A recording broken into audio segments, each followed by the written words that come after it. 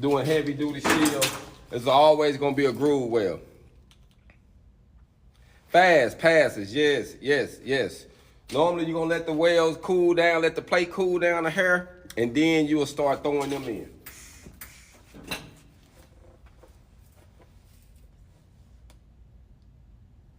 I had to make sure I was back on weld mode, and I was just grinding with it.